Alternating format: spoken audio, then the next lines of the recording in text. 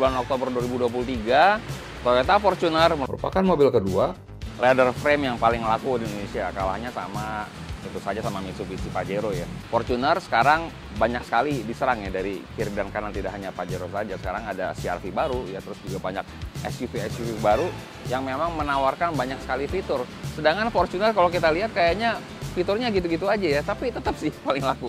Hari ini kita akan cari tahu kenapa Fortuner ini laku banget di Indonesia. Selamat datang di channel Kelly, jangan kemana-mana.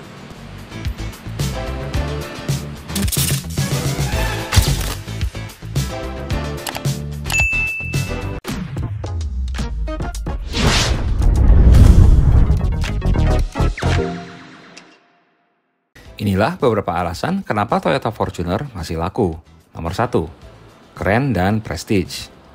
Ya memang kalau mobil Fortuner itu sangat dekat dengan yang namanya prestisius ya. Jadi kalau punya mobil ini ya kita akan dinilai sebagai orang yang sudah sukses di Indonesia.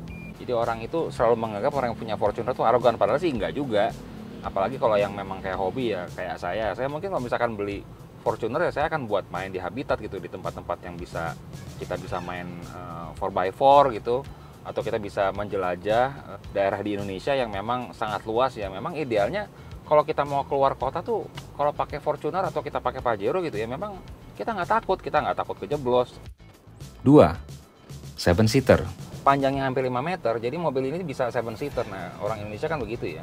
Orang Indonesia tuh gimana caranya mobilnya tuh keren ya, gengsi gitu. Terus juga muatnya banyak, terus juga irit. Fortuner yang diesel ini konsumsi bensinnya kalau saya cek itu, ini kalau saya cek jalan begini ya, ini di atas 110 ya. Media tuh ada yang mencoba hingga 116, 117 kalau keluar kota, dan untuk dalam kota tuh sekitar 110.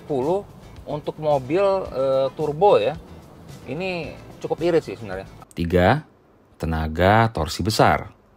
Ya mobil ini memiliki tenaga 201 horsepower dan 500 Nm torsi ya.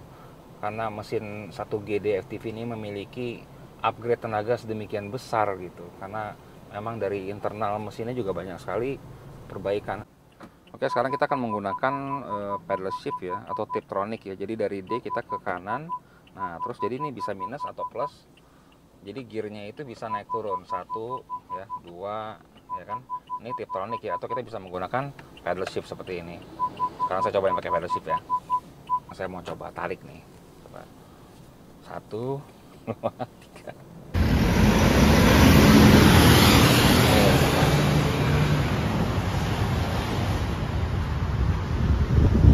4, all terrain dan bisa digunakan di segala medan. Ya, miliki mobil ini memang kita tidak perlu khawatir ya. Yang namanya jalan rusak, ya kan? Yang namanya jalan berlubang, jalan naik turun, hingga banjir ya. Karena mobil ini memiliki ground clearance di atas 20 cm. Jadi mobil ini sangat aman dan sangat nyaman ya dibawa kemana-mana gitu. Dengan tenaga besar, ground clearance yang tinggi itu, kalau di Indonesia ini kita bisa muter-muter Nusantara dengan cukup percaya diri. 5, mesin solar lebih irit. Ya, solar dalam hal ini bukan berarti DEX sama biosolar ya. Solar dalam hal ini, kalau kita menggunakan solar itu memang konsumsi BBM itu akan memang lebih murah ya. Kalau dibandingkan dengan versi bensinnya, untuk Fortuner versi solar ini memiliki konsumsi bensin itu jauh lebih efisien di angka untuk dalam kota itu. Kalau percobaan kita sekarang ini 1 liter 11 km ya, dan untuk percobaan di jalan jauh, di jalan tol saya cek media itu ada yang hingga 116. Jadi ya untuk mobil sebesar ini itu irit ya. 6, spare part aman, ready stock dan banyak banget di pasar. Ya, yang namanya Toyota, yang namanya spare part ya lengkap ya. Ada yang resmi, ada yang nggak resmi, ada yang KW1, ada yang KW2, ada yang bekas. Jadi semuanya komplit lah. Apalagi karena banyak sekali yang menggunakan, jadi di komunitas tuh banyak sekali yang menjual spare part masih bagus tapi dengan harga bersahabat gitu ya. Jadi kalau kita punya Toyota sih memang, kalau khususnya di Indonesia ini spare part itu akan berlimpah, dan dari Toyota juga menjamin spare part untuk 10 tahun ke depan. 7, harga jual tidak jatuh.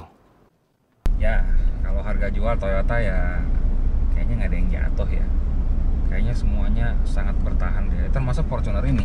Tadi saya baru cek ya, untuk Fortuner GR Sport 2022 harga bekasnya itu sekitar 500 juta. Padahal barunya juga di 500 jutaan. Jadi ya turun, tapi nggak terlalu banyak ya. Jadi kalau punya mobil Toyota sih di Indonesia memang harga jualnya oke ya. Karena untung. Sementara inilah beberapa kekurangannya. Nomor 1, bodi besar tidak efektif dalam perkotaan. Ya, memang mobil ini selain tinggi juga panjang ya dan lebar. Jadi kalau untuk penggunaan perkotaan itu mobil ini kalau dibilang efisiensi nggak terlalu ya. Karena kalau di Jakarta apalagi ya, saya sih lebih nyaman beli mobil yang kecil gitu ya. Kalau Toyota mungkin Raize, kalau Honda mungkin Brio ya. Jadi mobil ini memang kalau untuk perkotaan emang kegedean sih, terlalu besar mobilnya. Tapi banyak yang suka pakai, kenapa ya? Nomor 2, dibilang arogan. Nah ini sebenarnya antara negatif apa enggak gitu. Jadi kalau kita naik tol ya, pakai mobil ini, entah kenapa itu orang minggir. Apalagi kalau kita pecicilan bawanya gitu ya. Apalagi kalau kita bawanya tuh kencang gitu. Orang rata-rata itu ngalah gitu, entah kenapa gitu. Jadi memang ada cap, entah arogan apa dikirain mobil pejabat gitu ya. Tapi ya seperti itulah adanya. Jadi ini bisa positif negatif sebenarnya di jalan kita. Jadi ya.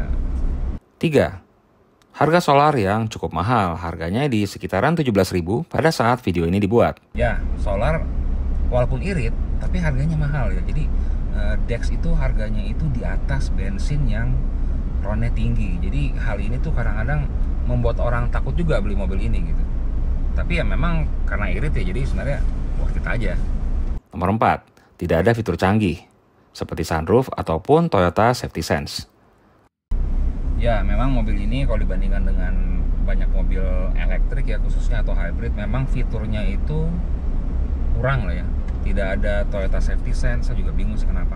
Tidak ada sunroof, dashboardnya juga masih analog ya. Jadi ini juga rem tangan juga masih manual seperti ini ya, belum electronic parking brake yang bisa membuat mobil ini terlihat canggih gitu. Jadi memang semuanya masih serba apa ya, analog dan manual sih, nggak semua, tapi ya memang sebagian besar itu seperti itu.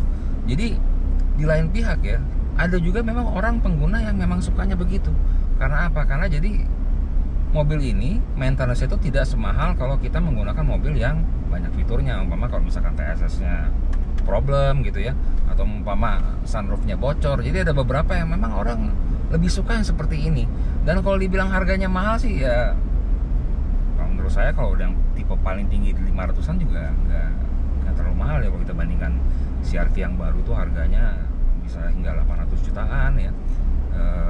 Terus Nissan Terra itu yang tipe tertingginya tuh di atas 700 jutaan ya.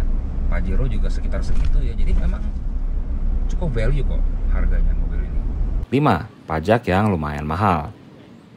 Nah kalau pajak ya karena mesinnya besar ya. Untuk GR Sport ini saya dapat informasi pajaknya itu di sekitaran 8 jutaan ya. Kalau kita bandingkan dengan mobil ber-cc lebih rendah ya pasti ya lebih mahal, apalagi dibandingkan sama mobil listrik ya. Kayak kemarin saya cobain Ioniq 5 itu pajaknya nggak sampai 500.000 jadi murah banget. Tapi ya seperti itulah, karena kita menggunakan mesin yang besar jadi ya pajaknya lumayan juga. 6, buangannya bau dan berwarna hitam. Polusi nih. Ya, walau mobil ini gagah, irit, dan keren, yang paling kelihatan kadang bikin malu adalah buangannya yang berwarna hitam. Sehingga kadang-kadang dipanggil cumi darat nih mobil. Panggilan yang awalnya cukup ofensif ini lama-lama jadi biasa juga anak mobil dengarnya.